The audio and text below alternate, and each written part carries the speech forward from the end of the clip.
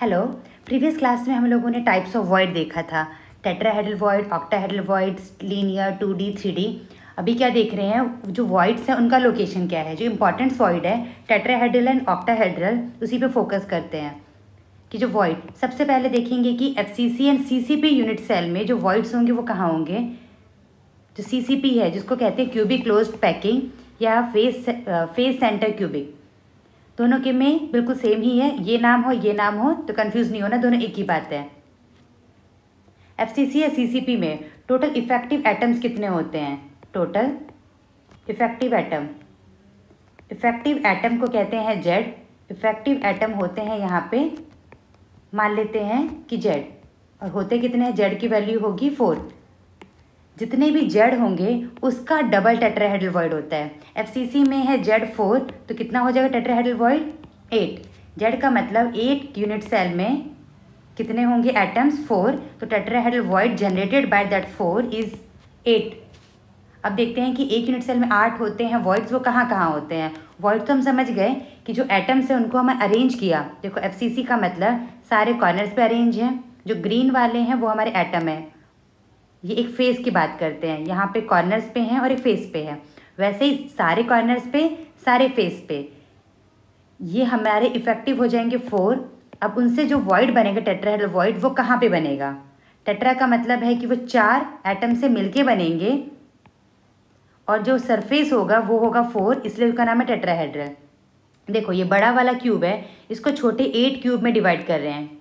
Unit cell को फिर further छोटे से 8 में, इसको ऐसे कट किया इधर से और इधर से, यानी इसको 8 इक्वल छोटे छोटे क्यूब में डिवाइड कर दिया। इस बड़े में कितना डिवाइड किया है? 8 में, और हर एक छोटे एक को यहाँ पे निकाल के ले आया। सबके सेंटर पे जो वॉइड होगा एक, उसको कहेंगे टेट्राहेड्रल वॉइड। कितने क्यूब हो गए हमारे? 8। 8 के सेंटर्स पे जो वॉइड होगा उसे क्या बोलेंगे हम? टेट्राहेड्रल। देखो ये 4 से मिलके बन जाएगा। ये कॉर्नर का होगा, ये कॉर्नर का, ये इस लाइन का फेस का, तो यानी इन चारों से मिलके बना है वो वॉइड है टेट्रा। ये NCERT का इमेज है, वहीं से क्रॉप किया गया है। देखो ये बड़ा वाला क्यूब, उसको छोटे 8 मिनी क्यूब में डिवाइड कर दिया। देखो 1 2 3 4, यहाँ पे 4 हैं, नीचे 4 ऊपर, टोटल कितने हो गए? 8। जो ग्रीन वाला पार्ट है उसको यहाँ ले आए। इसके अंदर जो वॉइड होगा उसे क्या बोलेंगे? Tetrahedral void. तो कितने वॉइड हो जाएंगे? 8 tetrahedral void per unit cell. किसके अंदर? CCP में, क्योंकि इफेक्टिव एटम थे जेड की वैल्यू 4। जितने इफेक्टिव एटम होंगे उसका डबल टेट्राहेड्रल वॉइड बनेगा। उसका समरी लिख लेते हैं। If a large size cube divided into 8 mini cube, सबको डिवाइड कर दिया 8 छोटे छोटे क्यूब में। सबके सेंटर पे, जितने भी 8 हैं सबके सेंटर पे एक टेट्राहेड्रल वॉइड होगा। कहाँ पे होगा? उस छोटे क्यूब के सेंटर पे। ये रहा। अगर हम बॉडी डायगोनल की अलॉन्ग बात करें, FCC में कितने बॉडी डायगोनल होते हैं? बॉडी डायगोनल का मतलब एक किनारा, इस एक किनारे से नीचे वाले किनारे, बिल्कुल बॉडी के डायगोनल। कितने बॉडी डायगोनल होंगे? 4। और हर एक बॉडी डायगोनल पे होंगे 2। तो कितने बॉडी डायगोनल है? 4। एक बॉडी डायगोनल पे होंगे 2 टेट्राहेड्रल वॉइड्स, तो कितने हो गए हमारे? 8। जब ऐसे समझे एक ही बात है। ये मैंने क्यूब को डिवाइड किया है, यहाँ पे ड्रॉ किया। इस वाले क्यूब का सेंटर, यहाँ पे होगा टेट्राहेड्रल वॉइड, दूसरे में भी होगा टेट्राहेड्रल वॉइड। एक टीवी और दूसरे टीवी के बीच में डिस्टेंस, मिनिमम डिस्टेंस कितनी होगी? ये क्यूब लिया है तो पूरा डिस्टेंस यह है A। इसका बीच वाला पार्ट क्या हो जाएगा? A/2। A/2 का फिर आधा, ये A/4, और यहाँ भी A/4। तो दोनों के बीच के समेशन कितना हो जाएगा? A/2। दोबारा देखो, यहाँ तक है A/2, इसको समेशन आधा किया A/4, ये भी A/4, A/4, ये भी A/4। A/4 जोड़ने के बाद क्या आ जाएगा? इन दोनों के बीच की डिस्टेंस है A/2। टेट्राहेड्रल वॉइड के मिनिमम डिस्टेंस कितना आएगा? A/2। ये सिंपल। अगर हम अलॉन्ग द बॉडी डायगोनल देखें तो बॉडी डायगोनल में इस कोने से दूसरे कोने पे जा रहे हैं। यहाँ पे A है, यहाँ पे B है। A और B, बीच में होगा बॉडी सेंटर। इस कोने में आएगा एक क्यूब, इधर आएगा दूसरा क्यूब। इस क्यूब के सेंटर पे, ये रहा ये क्यूब का सेंटर, टेट्राहेड्रल वॉइड। ये है टेट्राहेड्रल वॉइड और ये भी होगा टेट्राहेड्रल वॉइड। तो अगर यहाँ पे डिस्टेंस देखें, ये पूरा कितना होता है? √3a बॉडी डायगोनल है। इसके बीच में अगर बॉडी सेंटर में इतना देखा जाए कितना हो जाएगा, √3a/2। एक कॉर्नर से लेके एक टेट्राहेड्रल वॉइड के बीच की डिस्टेंस कितनी हो जाएगी, √3a/4। ये सारे इक्वल इक्वल हैं, ये भी √3a/4, √3a/4, ये भी √3a/4 और ये भी सारा √3a/4 लिख लेते हैं। ये डिस्टेंस भी कितना हुआ, √3a/4। ये वाला यहाँ पे एक टेट्राहेड्रल वॉइड और दूसरे टेट्राहेड्रल वॉइड के बीच की डिस्टेंस कितनी आ गई, √3a/2।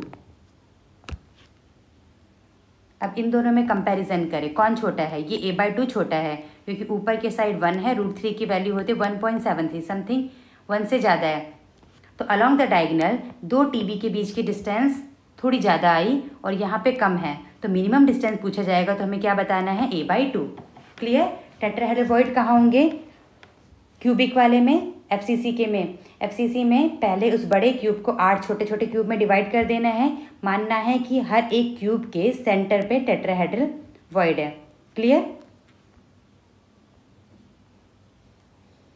अब लेते हैं ऑक्टाहेड्रल वॉइड। ऑक्टा नाम से क्या लग रहा है, 8, हेड्रा मतलब फेस। एक ऐसा वॉइड बनेगा जिसका फेस होगा 8 और कितने एटम से मिलके बनेगा, उसके चारों सराउंडिंग कितने होंगे, 6 एटम को जो हम पास पास रखेंगे फिर जो बनेगा उसे बोलेंगे हम ऑक्टाहेड्रल वॉइड। इफेक्टिव एटम जितने होंगे उतने ही होंगे हमारे ऑक्टाहेड्रल वॉइड। एफसीसी में जेड की वैल्यू कितनी होती है, 4, तो टेट्राहेड्रल वॉइड कितना हो जाएगा, उसका डबल 8 और octahedral void equal to Z मतलब 4, ये होगा 4। ऑक्टाहेड्रल वॉइड कहाँ पे होंगे, ऑक्टाहेड्रल वॉइड होंगे हमारे बॉडी सेंटर पे। हमारा कितना बॉडी सेंटर होता है, सॉरी क्यूब का 1 होता है, उसका कंट्रीब्यूशन कितना आएगा, 1। पूरा कंट्रीब्यूशन अंदर ही रहेगा, वो वॉइड अंदर है तो कितना लेंगे, 1। एजेस पे होंगे, एज होते हैं 12, एज पे कुछ भी होगा उसका कंट्रीब्यूशन 1/4 हो गया 3, तो समेशन 4। अभी हमने देखा 4 आना ही चाहिए ऑक्टाहेड्रल वॉइड, तो ऑक्टाहेड्रल वॉइड का इफेक्टिव कितना आया, 4 in 1 unit cell, 1 unit CCP या एफसीसी सेल। दोबारा देखें ऑक्टाहेड्रल वॉइड का location, body centre and edge centre. Edge मतलब ये जो लाइन होती है किनारा, उसके सेंटर पे। अब देखो ये डायग्राम एफसीसी पे अरेंज करने के बाद ये फेस का एटम है, 1 2 यहाँ का फेस, ये चारों दीवारों का फेस लेते हैं, ऊपर का छत और नीचे की ज़मीन, सारे फेस उसके फेस पे जो सेंटर पे जो एटम है उनको पास पास लाएंगे, कितने हो जाएंगे, 4 दीवार 4, एक ऊपर छत और एक नीचे ज़मीन, 6 हो गए।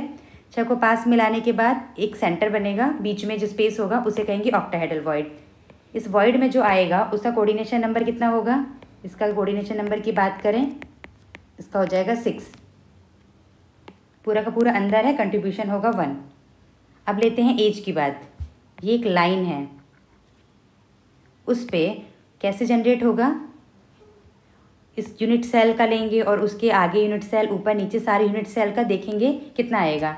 इसमें वैसे ही ये किनारा, ये फेस दूसरे का फेस है, ऊपर नीचे, तो ये 6 से मिलके बना है, बीच में वॉइड होगा, इसे बोलेंगे ऑक्टाहेड्रल वॉइड। पर क्या याद रखेंगे, इस वॉइड का कंट्रीब्यूशन और बाकी 4 क्यूब्स में जा रहा है, तो एक यूनिट सेल में कितना लेंगे हम, उसको कितना आ जाएगा, 1/4। ऐसे ही हमारे पास हर पे बनेगा तो कितना हो जाएगा, 12 × 1/4 का 3। तो ध्यान क्या रखेंगे इसमें, अगर इतना ज़्यादा इमेजिनेशन नहीं हो रहा है, क्या याद रखेंगे, बॉडी सेंटर पे और एज सेंटर पे, एज होते हैं 12, कंट्रीब्यूशन है 1/4, आ जाएगा 3। डन। ये सेंटर पे बनेगा, यानी 4 एक प्लेन में, एक ऊपर और एक नीचे, 4 एक प्लेन में ऊपर और नीचे, कोऑर्डिनेशन नंबर हो जाएगा 6। हेक्सागोनल में, हेक्सागन में इफेक्टिव एटम होते हैं 6, तो टेट्राहेड्रल वॉइड कितने होंगे, उसका डबल, ये जेड है तो कितना होना चाहिए, 2Z, और ऑक्टाहेड्रल वॉइड एग्जैक्टली उतना जेड, तो 6। ये चीज़ याद रखनी है आपको। इस पर क्वेश्चन आएंगे कि ये इतने हैं तो कितने एटम्स होंगे, इस पर हम क्वेश्चन कर चुके हैं, उसमें हमें परेशान नहीं होना है। अगर लोकेशन जानना है तो थोड़ा बहुत आइडिया ले सकते हैं, इस पर इतना डिटेल में जाने की भी ज़रूरत नहीं है। ऑक्टाहेड्रल वॉइड्स कितने होंगे, एचसीपी में 6, सारे के सारे कहाँ होंगे? इनसाइड द यूनिट सेल, सारे यूनिट सेल के अंदर होंगे, मतलब 6 है, सबका कंट्रीब्यूशन होगा 1, तो 6। टेट्राहेड्रल वॉइड होंगे 12, तो 12 में से 8 इनसाइड है उस HCP के यूनिट सेल में और 4 एज पे हैं। ध्यान रखें ये HCP है, तो HCP के एज का कंट्रीब्यूशन होता है 1/3। कंफ्यूज नहीं होना है, इस एक्स्ट्रा नॉलेज चक्कर में जो बेसिक वाला हमें आना चाहिए वो मत गंवाना। प्रॉब्लम है तो इस वाले पार्ट को आप स्किप कर सकते हैं, सिर्फ इतना याद रखें वो बेटर है। 12 एज पे है इंटू 1/3, ये हो गया 4, ये 8, समेशन आया 12, उसमें से 8 अंदर है कम्प्लीटली और 12 एज पे हैं। क्या क्या देख लिया है? वॉइड्स एंड वॉइड्स का लोकेशन। अब उससे हमें फ़ायदा क्या होगा? कोई भी आयनिक कंपाउंड है उसमें हमें कैटायन और एनायन का रेशो पता है या उनका साइज़ पता है, तो उससे पता कर सकते हैं कि क्लोज पैकिंग के लिए कौन कहाँ पे फिट होगा, कैसे टाइप की क्रिस्टल बनेगा। तो देखो, structure of ionic compound, structure of compound containing 2 different types of atom, 2 different type के होंगे एटम तब के लिए। एटम भी हो सकते हैं, आयंस भी हो सकते हैं। यूजुअली जो बिगर एटम और आयंस होते हैं वो क्या बनाते हैं? लैटिस, और जो छोटे होते हैं वो कहाँ चले जाते हैं? वॉइड्स के अंदर, क्लोज पैकिंग के लिए। और क्या हम लोग पढ़ते हैं? एनायंस का साइज़ रिलेटिवली बड़ा होता है कैटायन के कंपैरिजन में। Anions are generally bigger than cation, पर ये जनरली है। कुछ ऐसे भी केसेस होंगे कि कैटायन बड़े होंगे, एनायन छोटे होंगे, डिफरेंट है, तो उसमें हमने जनरली वर्ड्स यूज़ कर दिया। अब पता कैसे चलेगा कैटायन एनायन का? याद करें, प्रीवियस क्लास में हम लोगों ने निकाला था कितना रेशो होगा, उस रेशो का यूज़ यहाँ करेंगे। अगर रेशो 0.155 से कम आया, इसका मतलब है कि वो कहाँ पे घुस जाता है? छोटा सा साइज़ है ये कैटायन का, वो लीनियर वर्ड में कहीं पे भी 2 के बीच थोड़ा सा भी जगह होगा वहाँ पे आ जाएगा। 2 के बीच में कैटायन आया या कोई स्मॉल आया वॉइड में, कितना कोऑर्डिनेशन नंबर हुआ? एक लेफ्ट साइड एक राइट साइड, 2, 2 पड़ोसी हुए। रेडियस का रेशो इतना इक्वल है यहाँ पे और इससे छोटा, 0.225 से छोटा आया तो कहाँ से आएगा? ट्रायंगुलर वॉइड में। ट्रायंगुलर वॉइड में कोई आएगा तो कितने पड़ोसी होंगे? उसके 3 एटम को अरेंज करने से बन रहा था ट्रायंगुलर। ये रेशो, ये रिलेशन हम निकाल चुके हैं, तभी आपको याद रखना है, ये इंपॉर्टेंट है। कैटायन और एनायन का रेडियस दे दिया होगा, पूछा जाएगा कि बताओ इसका कोऑर्डिनेशन नंबर क्या है। तो कोऑर्डिनेशन नंबर जानने के लिए हमें पता होना चाहिए कि वो कौन से वॉइड में लाई करेगा या ऑक्यूपाई होगा। रेशो निकालेंगे, जहाँ पे जिस रेंज में आएगा वहाँ पे फिट कर देंगे कोऑर्डिनेशन नंबर। 0.732 से कम 0.414 है, इसका मतलब कौन सा वॉइड होगा? ऑक्टाहेड्रल। ऑक्टाहेड्रल का कोऑर्डिनेशन नंबर 6। अज्यूम करो किसी का रेडियस रेशो है 0.71, तो कहाँ पे लाई करेगा ये? ऑक्टाहेड्रल। Coordination number 6,